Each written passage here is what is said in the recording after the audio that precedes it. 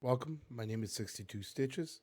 Feel free to call me Stitch. Welcome to the setup and creation of Living on the Rim. From Survival to Conquerors, a RimWorld Let's Play. For those of you who do not know, RimWorld is a sci-fi colony sim driven by an intelligent AI storyteller. Inspired by the game Dwarf Fortress, the television show Firefly, and the book Dune. The most classic way to play is with 3 survivors and selecting your AI. However, there are more scenarios to choose from. Never played a game like this before?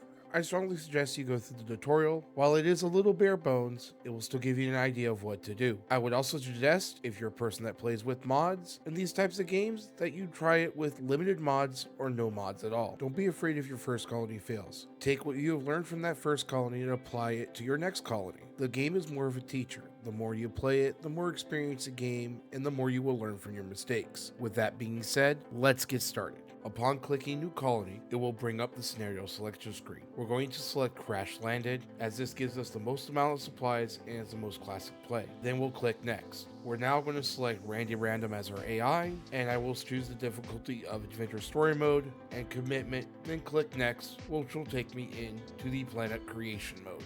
Planet creation is pretty easy. What I'm going to do, I'm going to knock up a couple of notches on the temperature and the rainfall, and I'm then going to select the size to be 50%. I'm then going to click generate, which should take me a good overview of what the map should look like, and I'm going to find an area that I'm selecting through. Kind of the areas I'm going for right now is I'm looking for a place that is all season round and will make it a little bit easier for me to get started. So once I found that area, I'm then going to change my map size, and then I'll click Next. Now that we have generated our planet, we'll be asked to select our ideological stance. We're going to select Custom Fluid. The next screen will select our Virtue. I'm going with Ideological. Once I click Next, we'll have a kind of a pre-generated form. I don't like how it has generated our first name, so I'm going to lock out the brief description, and then I'm going to hit random until I find a name that I kind of like. Once I have found that name, I'm going to scroll down to our precepts and I'm going to change a few of them. I am going to say that we approve of body modification and that we have intense bigotry towards people who don't have the same beliefs to us. As I've done that, I'm going to change a couple of other precepts, a couple of these precepts that are minor that will not impact our current playthrough. We are then going to change the names of our leadership roles. The leader will now be known as the moral smoker or moral guide. The person who guides our ideology is known as a high abstractor, and our plant specialist is known as a leaf lord. Now, we do have rituals that we do need to complete. When we lose a colonist, we'll have something called the Burial of Ethics. At a certain point in time, we'll have a smoke leaf circle, which is also known as the Festival of Bliss. We'll then throw a dance party, which is called the Stone Fair. And we'll have a Sky Lantern Festival, which is known as the High Festival. Now, when we complete these rituals and they're successful, we will gain ideological points, which will allow us to expand our ideology. There are a couple other things that our religion kind of requires. Iguanas are our venerated animals.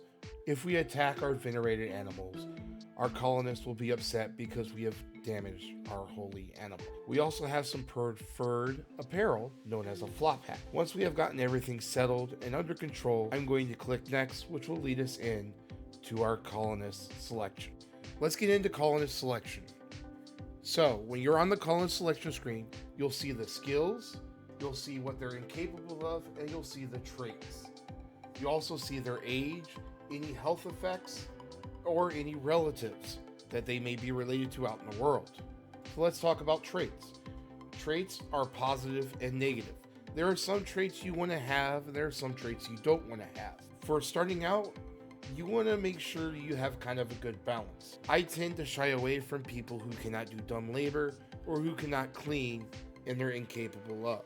But when starting out, I also want to make sure everybody can defend themselves. The fires next to the skills show what they're passionate in.